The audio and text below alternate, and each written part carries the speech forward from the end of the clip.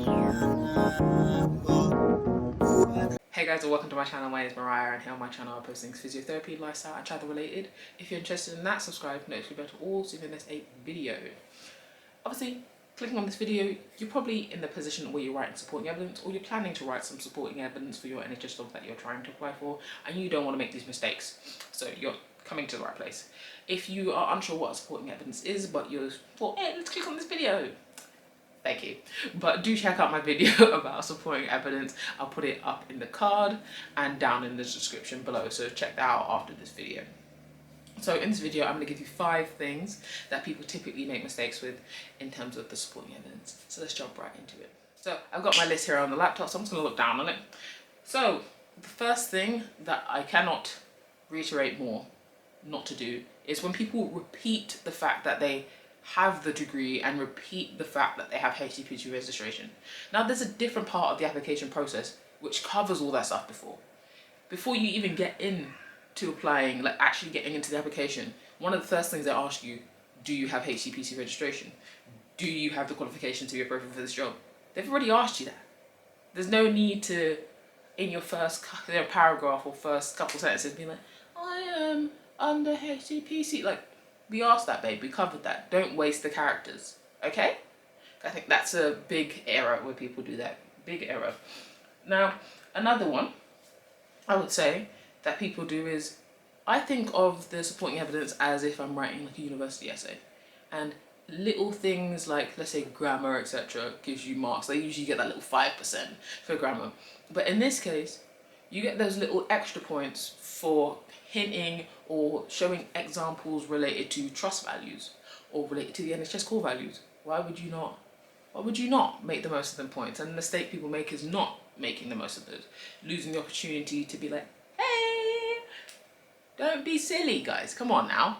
So that's another thing. Moving swiftly on to the third thing is not selling yourself in regards to your personality. I touched on this previously in my other video about supporting evidence.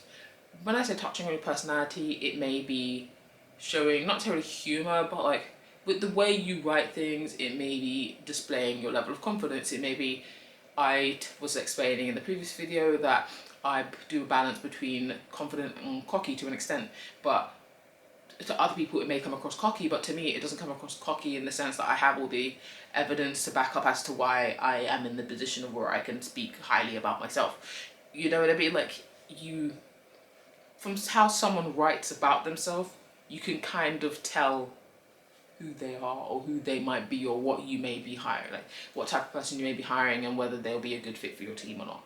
And that's something that obviously you don't want to lose marks on, like opportunity to sell yourself per se, because this is your chance before the interview. Now, another thing, similarly tying into using the opportunity to sell yourself, is when people say, oh, just use ChatGPT to write it, or use another AI tool to write it. You're not going to get the same feel, the same vibe that you would get if you wrote that yourself. Also, it's lazy, and on top of it being lazy, I'm not sure what the plagiarism rules are per se with it, but I imagine it would be picked up pretty quickly. Things I've read where people have done like AI generated bits of like work or statements, it's usually pretty obvious. It has like no soul, no nothing to it, and it's just very, I'm trying to think, it's just generic, very generic. When you read it and you're like, okay, like who hasn't had this? What makes you different? You know? So my obviously tip is, do not use AI to help you write your statement. Whether it's the case of you look at other people's statements online, or you, let's say you do want to use AI, but you use AI to give you example or rough idea of how to structure it, but don't use it for your statement. That's slightly different. Now that brings us on to my other example. In terms of being like generic, when people give give examples, obviously this is your opportunity to give examples of situations you've been in, examples of situations you've helped out in, etc. Don't be a generic one like, oh, I had a patient come in and they complained of pain and I helped them get better with rehab. Okay, that's part of the job description. Who ain't done that? You know what I mean? And another mistake people make, if it's not giving generic examples, some people give negative examples. Now, I'm not saying you can't necessarily give negative examples, but if you're going to say something negative, let's say, I'm trying to think of an example, let's say you talk about a situation you're in where a patient was adamant that they were not going to continue the treatment that you were offering, or they were adamant that they were leaving and going to self-discharge. Dropping that example and not explaining any further is just like, okay, what was the point of that? You leave room for speculation, leave room for people wondering as to why they got to that point. But if you were, let's say you were to mention something like this, but you explained how you said skills and you said techniques to change the person's opinion, and give them at least informed consent to the reason to not participate or not to continue, that's slightly different. Personally, I would just stay clear of negative examples, but if that were the route that you did wish to go down, at least explain yourself so there's no room for people wondering.